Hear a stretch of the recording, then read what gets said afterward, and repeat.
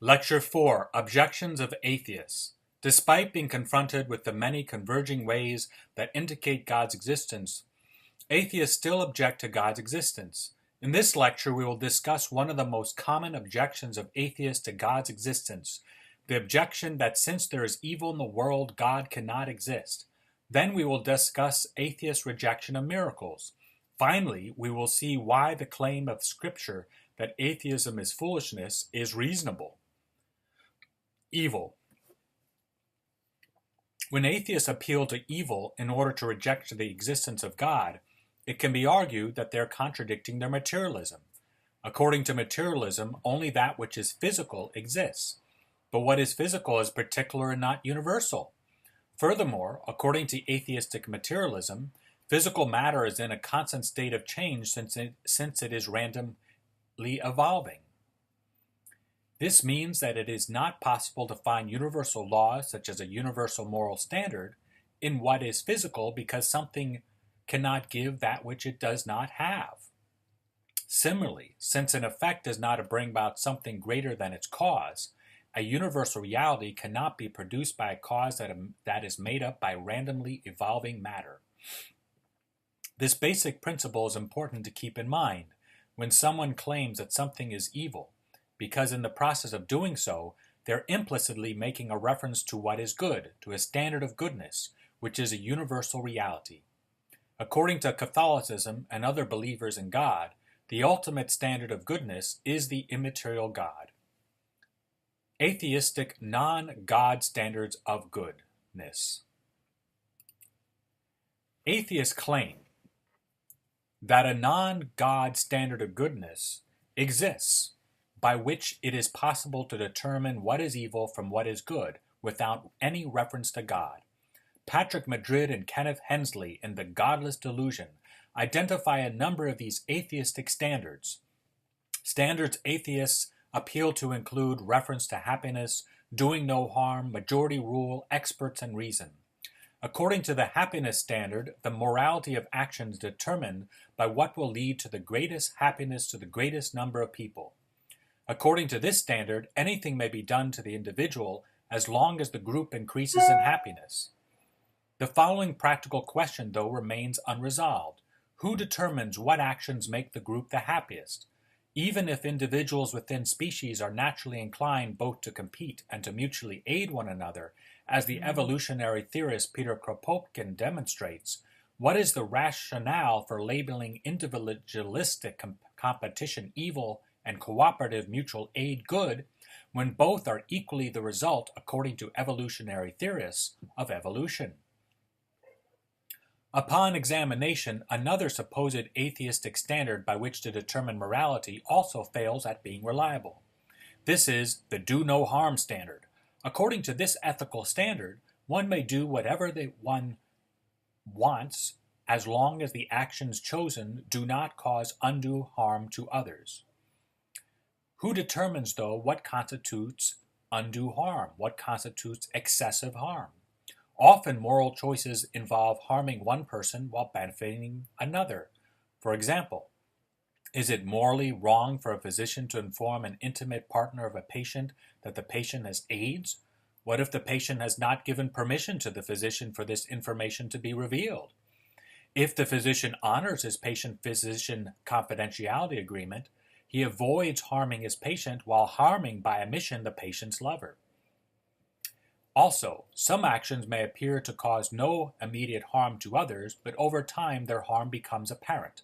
For example, sexual activity outside of marriage may result in a pregnancy that may be aborted, causing great harm to the unborn baby, to the mother, and to others. If the baby is brought to term, often the baby will be brought up by a single mother and will experience the pain of not knowing a father. Even if conception does not occur by a non-marital sexual act, those involved in the act may experience pain in such an act not taking place in the protective, loving context of a marriage. Finally, this do no harm standard cannot be found in the natural world, which atheists claim we are completely part of. For example, due to territorial competition, male chimpanzees have been recorded killing male chimpanzees who are not part of their group. while female chimpanzees have killed and even eaten the infant chimpanzees of female competitors.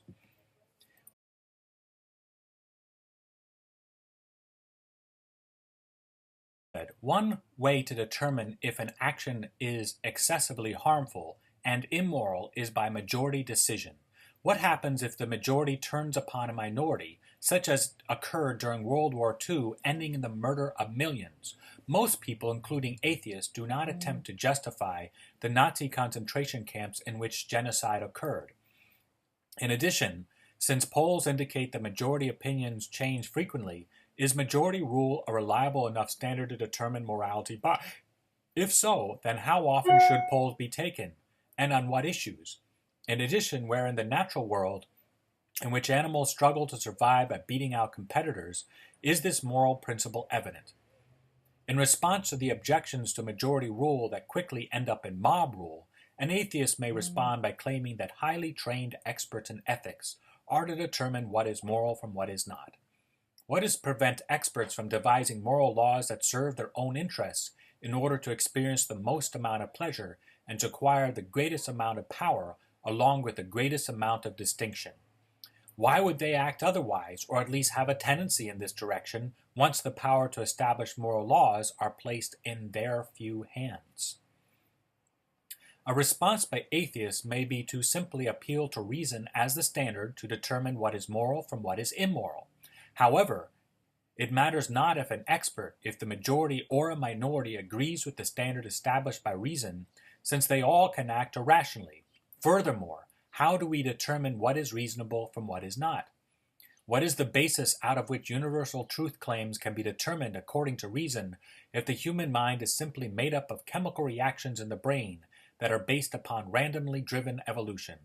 The only way for an atheist to be logically consistent with their materialism is to bring morality into conformity with the random chemical reactions of the brain that reason, according to materialism, is derived from. By so doing, however, atheists lack a universal standard of goodness to appeal to when determining what is true from what is false and what is good from what is evil. The unjust distribution of evil. Kreeft points out that some atheists fine-tune their argument by claiming that they do not reject the existence of God due to the presence of evil in the world, but because evil is unfairly distributed and is present in an excessive manner. Like the previous objections, this objection is problematic, since a standard is needed in order to determine not only what is good from what is evil, but also what constitutes an unjust distribution of evil from a just distribution of evil. Another related, more refined argument by atheists against God's existence was answered by Aquinas a few hundred years ago, and succinctly capturing this objection, Aquinas writes, "It seems that God does not exist, because if one of true contraries be infinite, the other would altogether be destroyed. But the word God means that he is infinite goodness. If, therefore, God existed, there would be no evil discoverable, but there is evil in the world. Therefore, God does not exist." In the lecture, I provide a simple chart, and I invite you to look at that. In order to answer this objection, the term goodness, evil, and omnipotence needs to be carefully defined. We will begin with the term goodness. In reference to Aristotle, Aquinas defines the essence of goodness as that which is in some way desirable. Hence the philosopher says, goodness is what all desire. Evil is the absence of the good which is natural and due to a thing. Since evil has no being and only exists as an absence in a being, convertible with good, God did not create it. The above two pithy phrases were interpreted as referring to moral evil. Physical evil needs to be distinguished from moral evil. Physical evil is something we suffer from but are not directly responsible for. For example, my mother was not responsible for suffering from lung cancer. Moral evil is something we are responsible for. St. Augustine defines moral evil as disordered love that we choose and which leads to disordered relationships, causing us to be miserable. That is what sin affects us. It causes us to be miserable, its effect on us.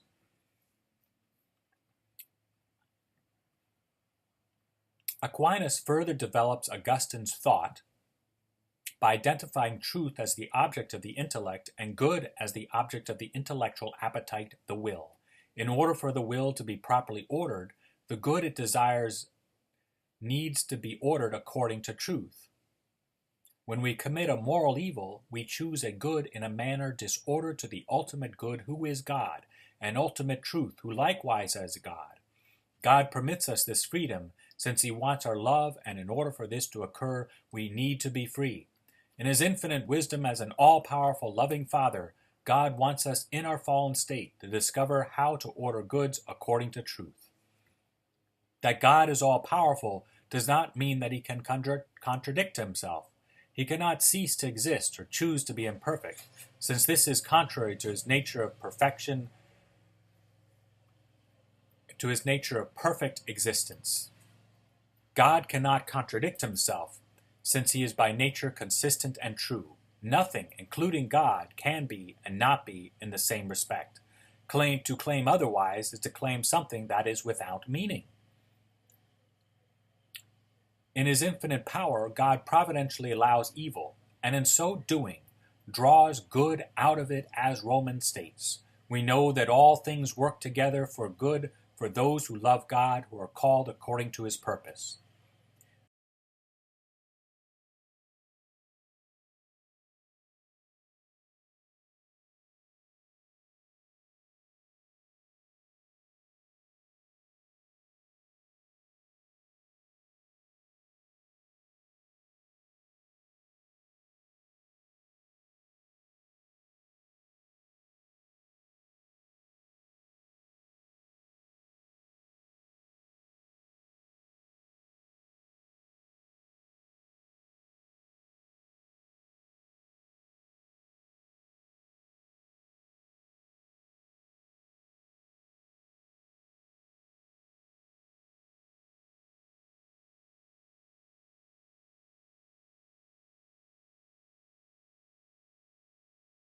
This phrase indicates that evil is in a certain sense relative, that it depends on the perspective of who experiences or witnesses evil.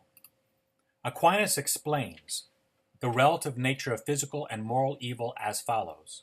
When an antelope meets a hungry tiger, it views the hungry tiger as an evil, but the tiger views the antelope as a good. The analogous relativity of moral evil is evident in the relationship of the tyrant to the martyr, for without the tyrant there are no martyrs. Although the above way of carefully defining terms in order to respond intelligently to atheism is a good way to answer atheism, one of the best ways to respond to the problem of evil is by directing the objector's attention to an image of Christ on the cross. Here in faith we see God who became one of us, who suffered with us, as Bishop Barron so well explains. The title Emmanuel, Greek form of the Hebrew word Emmanuel, of Jesus that we often use during Christmas time, means exactly that God is with us, for the Hebrew word Emmanuel is formed from im, which means with, and manu, meaning us, and el, meaning God. By being with us in our very hearts, which is the spiritual center of our being, Jesus is with us in the most intimate way possible. In order not to be disappointed by Jesus' presence within our hearts as our closest friend, it is necessary to know what he offers us. Jesus offers to be our Redeemer who will transform our experience of reality that our Heavenly Father permits us to experience, as the Father, respecting human freedom, allowed his Son to suffer and then to be raised from the dead. Jesus' intimate friendship is not, therefore, as Father Rollhauser teaches, a rescuer who saves us from suffering and death, but rather as one who redeems us, who gives us the way as the way, for our sufferings and even death are to be transformed by his life, for he has truly suffered, died, and even risen from the dead. Atheistic worldview.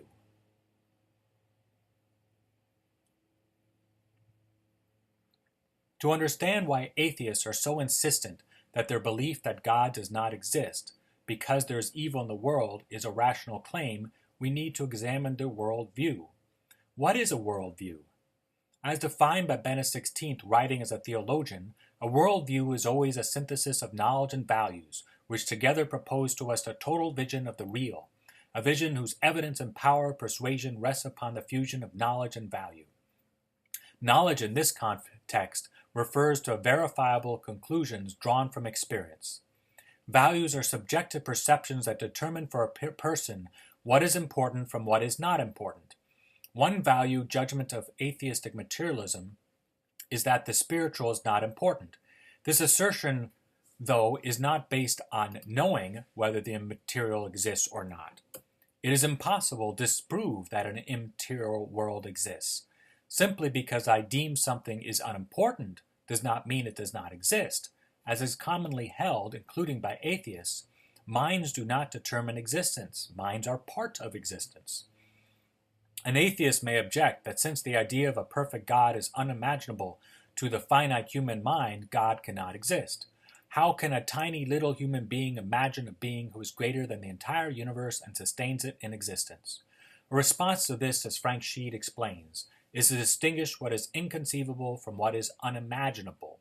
What is inconceivable is not the same as what is unimaginable. For example, since our mind relies on the imagination with visually based ideas, it is unimaginable that the soul has no color, size, weight, or shape.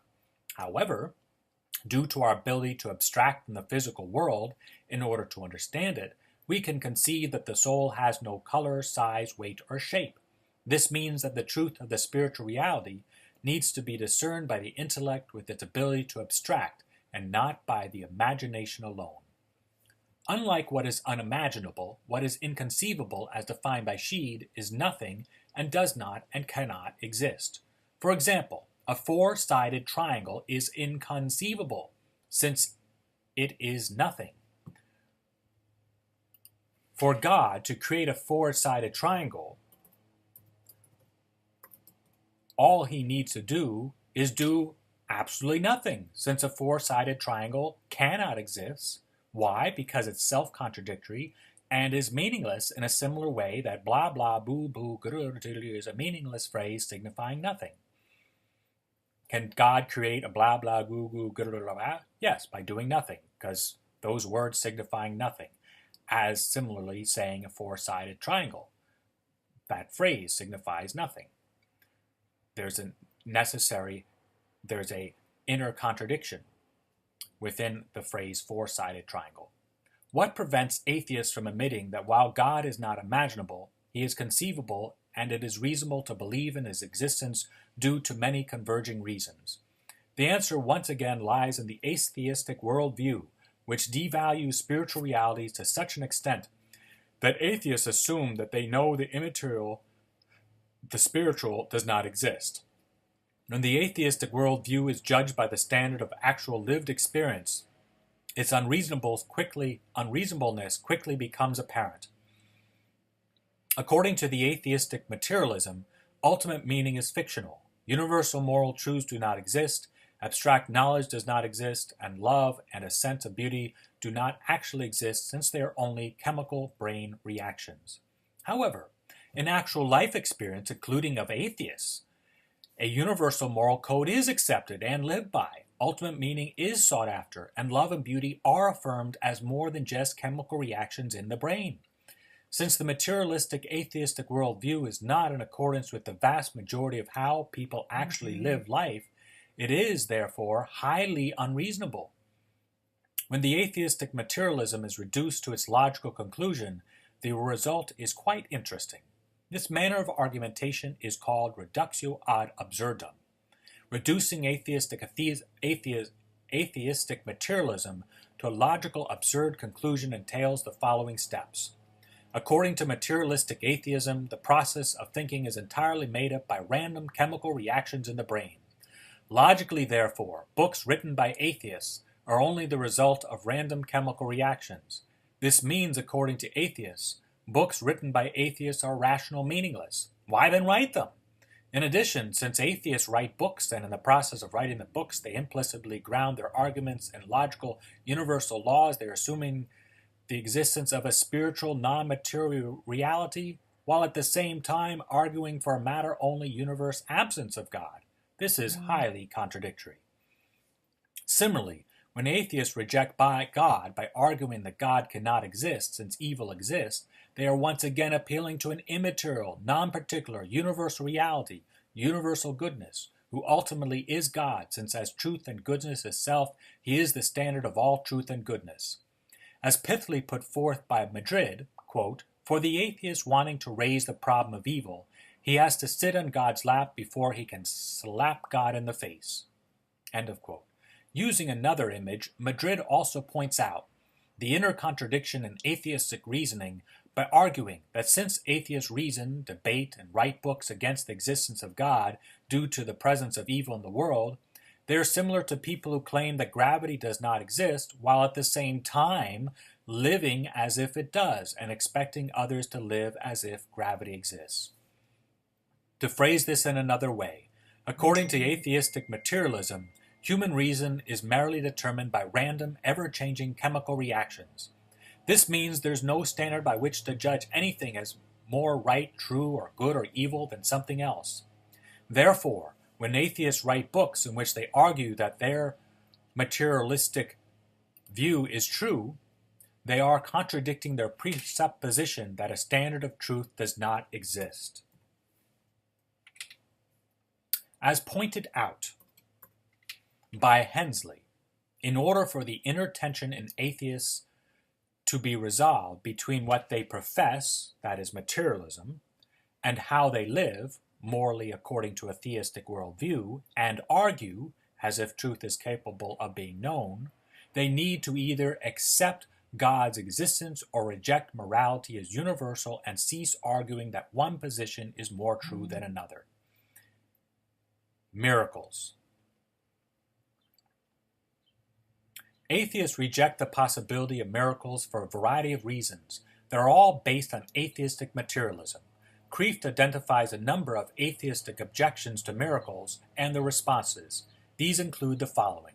A miracle an atheist may claim is impossible, since it is a contradiction to an ordered universe. In order to respond to this objection, the term contradiction needs to be defined. Aristotle defines the law of non-contradiction as follows. It is that the same attribute cannot at the same time belong and not belong to the same subject and in the same respect. For example, a person cannot walk on water and not walk on water in the same respect, in other words, at the same time with his one body. To claim this occurred is to claim nonsense, to claim something that signifies nothing. To claim that someone walked on water, although highly unlikely, is not a contradiction. Instead, it is a logical possibility. Furthermore, miracles are not contrary to the observation that the universe is ordered. A miracle only makes sense when it is assumed that nature is orderly. The order of nature is the standard used to determine a miracle. With nature as a standard, a miracle is an exception to this standard. If nature was not ordered and predictable, then a miracle would be meaningless, since it would no longer be an exception to what is ordinary and predictable, but would be how nature ordinarily occurs, chaotically and randomly. In such a universe, the exception is the norm, and miracles can be expected to occur regularly. An atheist may counter by objecting that since all that exists is matter and science has shown that the material world operates according to predictable laws, then miracles are not possible since they break these laws. In response, one may point out that once the intelligent order of the universe is credited to an intelligent designer who is God, then God, as the designer of the universe, can suspend creation's laws since he is their author. To this, an atheist may object by claiming that such a belief in divine intervention entails the rejection of the scientific method and hence is irrational. Kreeft wisely points out that this claim is not reasonable, since belief in miracles only requires recognizing the limits of the scientific method. In a final attempt to reject miracles, an atheist may even appeal to God's existence, by arguing that presuming that a perfect God exists, a miracle would mean that God created an imperfect creation, indicating that he is not perfect. One may respond by explaining that God is not restricted from creating a universe which he cannot intervene in.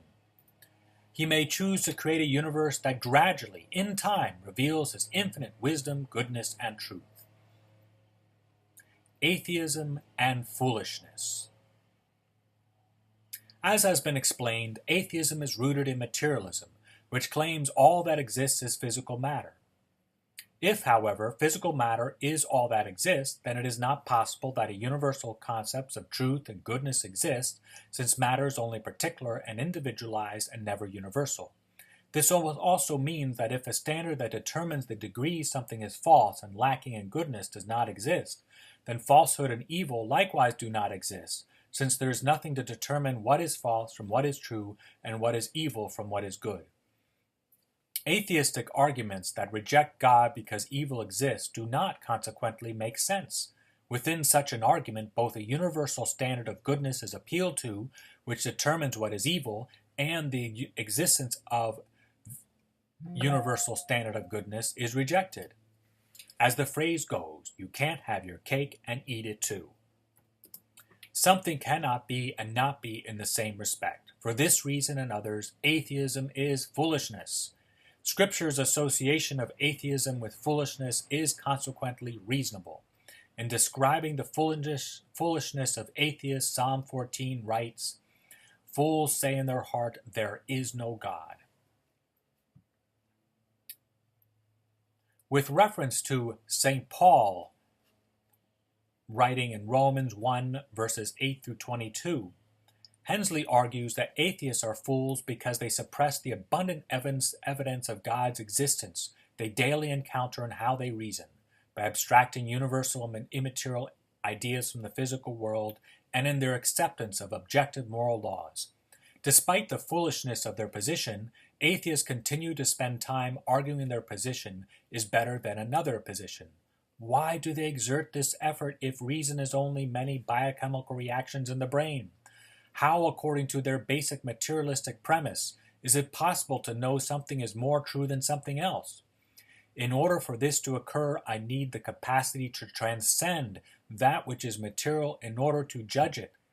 This, though, is precisely what atheists deny, and yet they keep on thinking and reasoning and arguing. Compassion for atheists. In demonstrating that belief in God is highly reasonable, we need to be cautious and not to present belief in God as equivalent to knowledge we obtain through observation and study of the physical world. As St. Paul writes in his letter to the Corinthians, while in this life we see in a mirror dimly. Only after we die will we see face to face. Due to not seeing God as we are promised to in the beatific vision, it is very likely we experience difficulty in believing. Even with his great faith and towering intellect, Blessed John Henry Newman experienced difficulty in believing.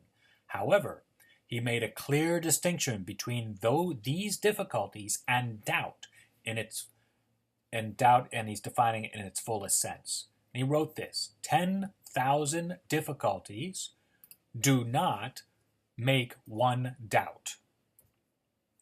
The great saint and doctor of the Church, Thérèse of Lisieux, even experienced the worst temptations of atheism. But a temptation to atheism is not the same thing as being an atheist.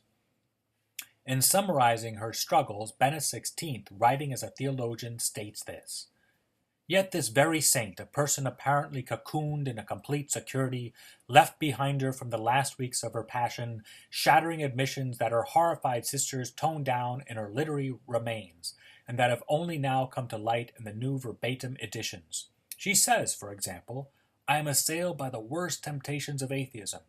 Her mind is beset by every possible argument against the faith. The sense of believing seems to have vanished. She feels that she is now in sinners' shoes. In other words, in what is apparently a flawlessly interlocking world, someone here suddenly catches a glimpse of the abyss lurking, even for her, under the firm structure of the supporting conventions. In a situation like this, what is in question is not the sort of thing that one perhaps quarrels about. Otherwise, the dogma of assumption, the proper use of confession, all this becomes absolutely secondary. What is at stake is the whole structure. It is a question of all or nothing. That is the only remaining alternative.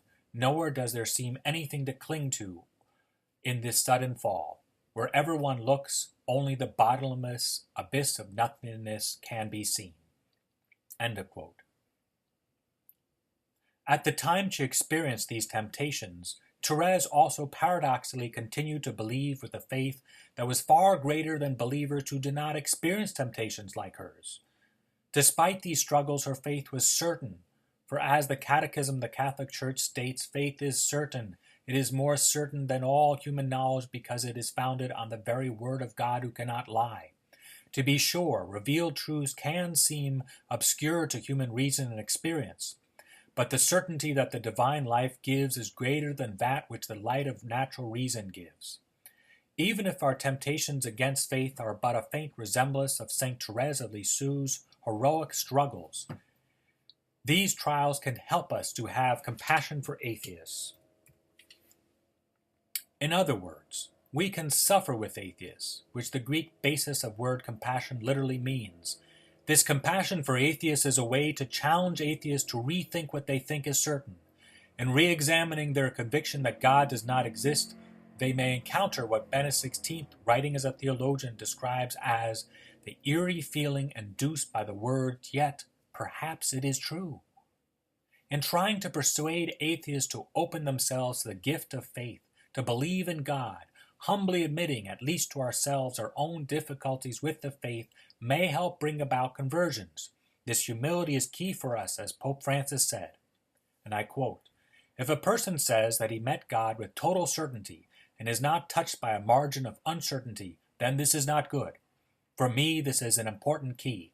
If one has the answer to all the questions, that is the proof that God is not with him.